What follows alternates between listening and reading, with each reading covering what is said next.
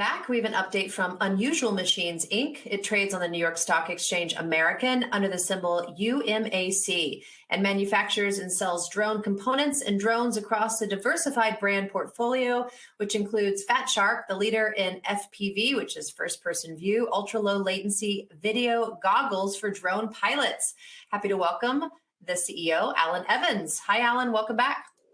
Hi, I appreciate it. It's only been about a month, so excited to be back, and we'll see a lot of the same slides, and I'll give quick updates on where we're at and then answer some questions. Perfect. So as a reminder to everybody, we are a U.S. drone manufacturer. We also sell drone parts through our online store, but our real growth vector is to start to do made in the USA, or at least U.S. government approved components, given that there's a lot of legislation to encourage it and to move away from China. That legislation includes the American Securities Drone Act, which in December of next year, the US government won't be able to buy any Chinese drones.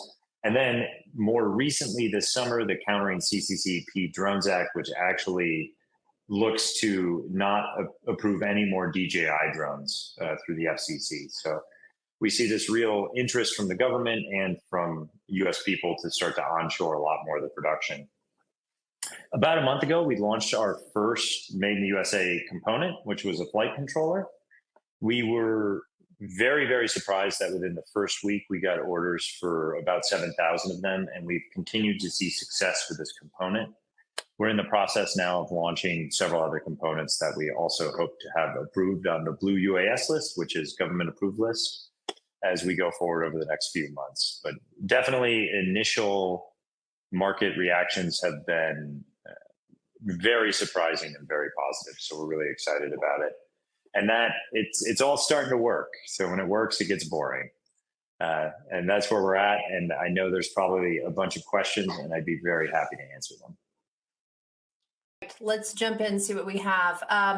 So Joe wants to know, can your controller be used for all drones of all sizes? It's specific for first-person view, and it runs certain software. The first software we prioritized was Betaflight, but we're also looking now at doing support for a couple other common software packages on these. I believe iNav and ArduPilot are the next two that people have asked for. So not everything, all sizes, but a specific place where nobody else is offering anything yet. And Joe also asks, could you sell your goggles and controllers as a package deal? And what would the cost and margins on that be? We sell a lot of those things in different bundles on our e-commerce site, www.rotorriot.com, where anybody can go buy it, including starter bundles and different size goggles. Margins for us are about 30% gross margin, blended across what we do. And Michael states the government seems interested in ending a reliance on China for critical parts. So this is more concerning for the government since war is very possible between our two countries. Since you share these common goals, are they supporting you? We'll know more in about 10 days, as we get to the end of the year. But you require a defense sponsor to get on the Blue UAS list. And so we do have defense sponsors that are interested in supporting us and being sure we're regulated through it. And we're in the process of negotiating orders, et cetera, with larger customers. And do you anticipate any NATO and or Ukraine sales at this early point? A very large chunk of the first 7,000 units we saw ordered were actually out of Europe for Ukraine.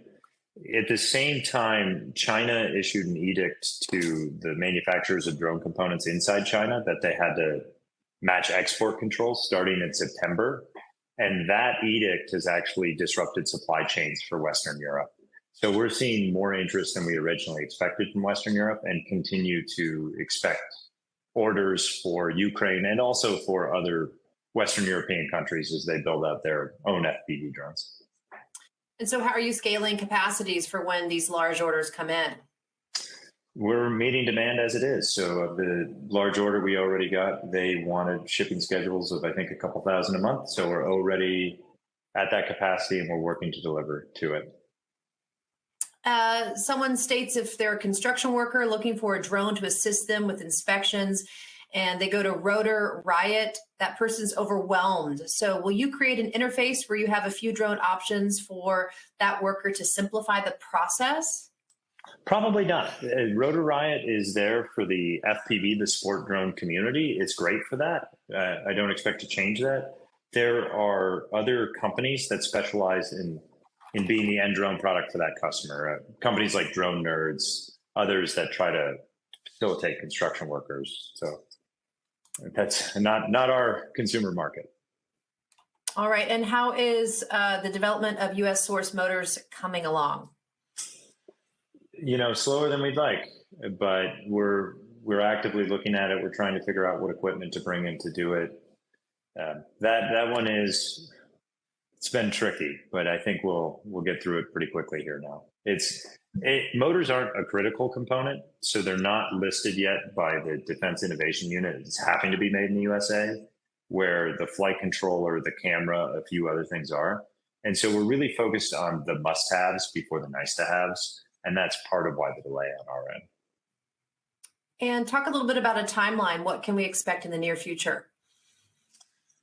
On the critical list, you would expect that we would have submitted products for Blue review that you would see anytime in the next 2 to 3 months. So a camera, an ESC would be the next two you'd expect, then maybe a command and control link as examples. There's obviously uncertainty in that timing based on the approval process and getting things up to manufacturing scale. But those, I think we expect between here and January as quickly as possible, as well as we've been sampling out our flight controllers now. So I think we'll start to see more potential enterprise orders in Q4. And we'll have a really good idea of how big the market is and what our backlog will look like and everything, probably by early January. Uncertainty, it could be as soon as tomorrow, that we get a big order, but I think we'll have really good clarity by early January.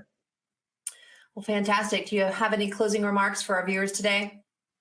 No, really appreciate everybody who's following along. We're really just getting started, and it's exciting. I think there's a real need for a supply chain for drones, and we're well positioned to help build out the American drone industry. Perfect. Well, thank you so much, Allan. We look forward to seeing you again soon. Thanks, Anna. Have a great day. All right, everyone. We'll be right back.